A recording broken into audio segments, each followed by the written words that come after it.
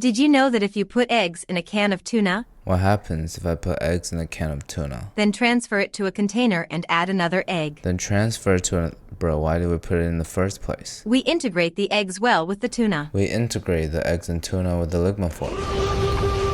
Teaspoon of salt. Teaspoon of salt. A little ground pepper. A lot of black pepper. A little garlic powder. A little garlic powder. 1 little dried oregano. A little garlic powder. Place a little oil and also half an onion cut into slices. In a pan, we'll spray oil and start sauteing onions. This reminds me I haven't had onion rings in a really long time. Once at this point, we add the egg with the tuna. Spread it throughout the pan. We put the mixture in the pan, spread it out.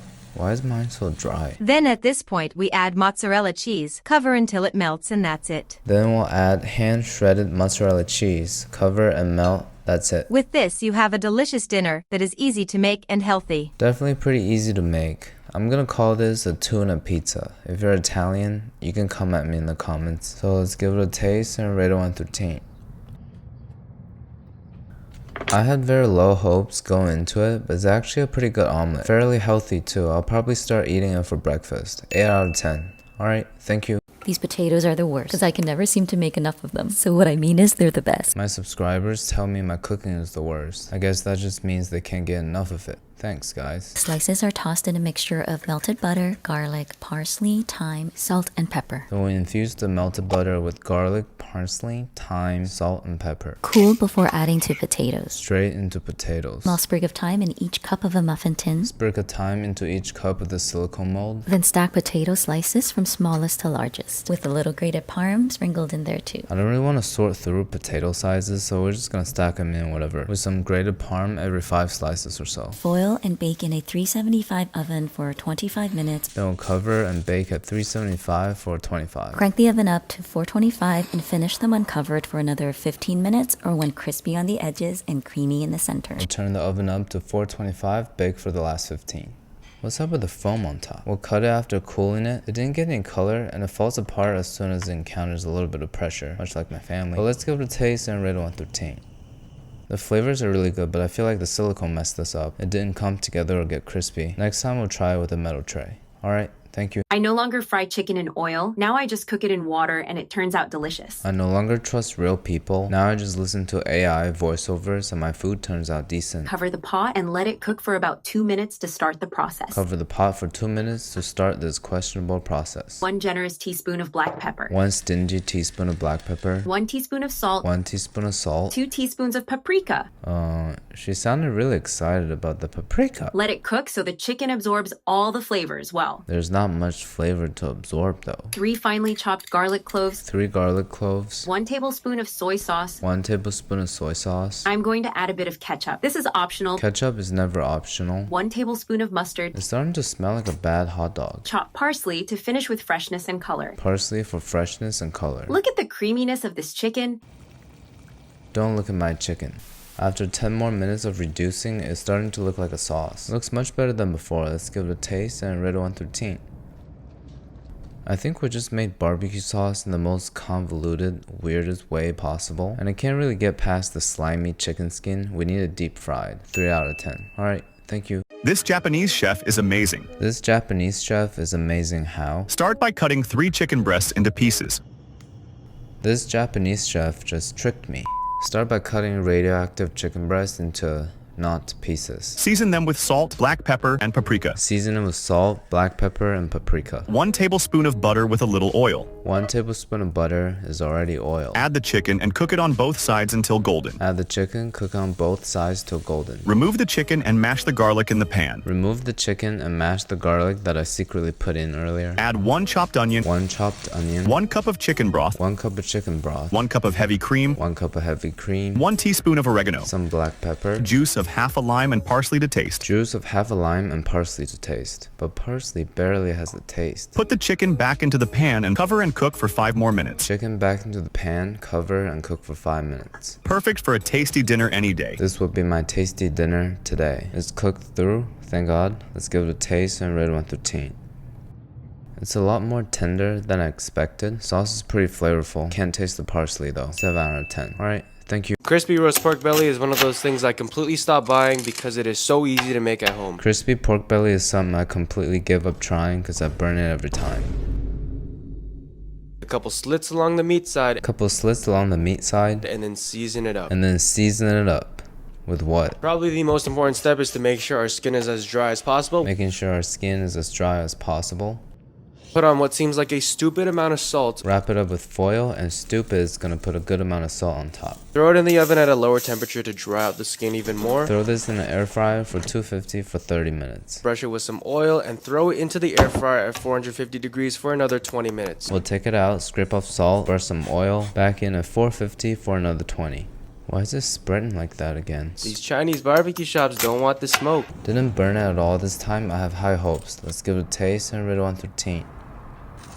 You probably heard it, so I don't need to emphasize the crisp. It doesn't taste that fatty because I think the low temperature bake rendered a lot of it out. It's the most low maintenance recipe so far, so I'll give it a 9 out of 10. Alright, thank you.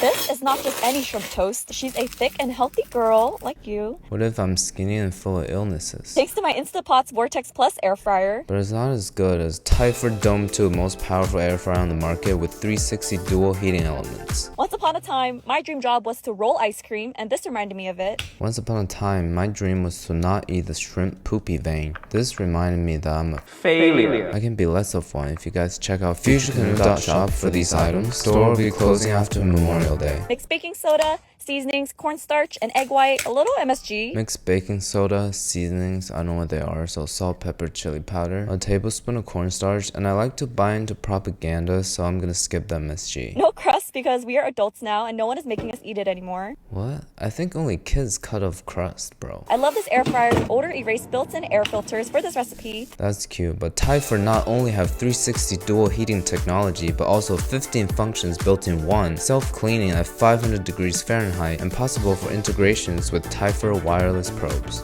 We'll also make a spicy ketchup with hot honey and hot sauce. We'll dip the toast in, give it a taste, and rate it 1 through 10.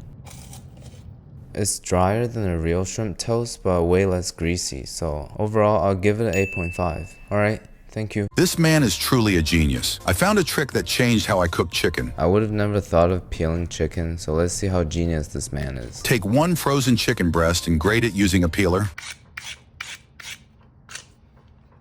Here goes my Saturday afternoon. Not only does the frozen block of meat hurt my hand, it also takes forever to peel. This man is not a genius, bro. He's just unemployed. But I sharpened it like a spear, so I can stab and kill him, and then eat the chicken. This is the perfect crime. Then grate 2 potatoes and 1 onion the same way, and put everything into a bowl. Now that we're done with whatever that was, let's start peeling this potato. And this feels right. I mean, this peels right. I'll just chop the onion. I don't feel like bawling my eyes out right now. 200 grams of mozzarella cheese. 200 grams of mozzarella cheese. Add 1 egg. Add 1 egg. Oregano, salt, and black pepper. Oregano, salt, black pepper. Mix everything really well. I think I've seen people on Instagram make food for their dogs the exact same way. Heat a bit of oil and 1 tablespoon of butter. A bit of oil and 1 tablespoon of butter. The oil seems kind of redundant. Pour the mixture into the pan and spread it evenly with a spoon. Pour the mixture into the pan and spread it evenly with a spoon. Cover and cook for 15 minutes. Cover and cook for 15 minutes. Then flip it using a plate, return it to the pan, and cook for another 10 minutes. I ain't using no plate. I'm gonna flip it by using the flick of the wrist. You fucked up. Sprinkle parsley on top for extra flavor. Yeah, cause that parsley is gonna save this. Honestly, this doesn't look that bad. Let's give it a taste and rate it 1 through 10.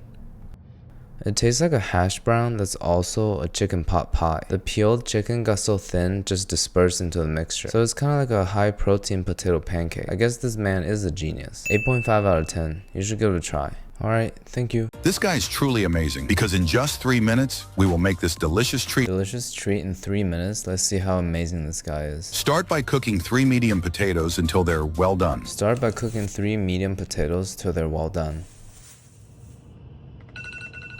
Water didn't even boil in 3 minutes, bro. Mash the potatoes thoroughly. Mash the potatoes thoroughly.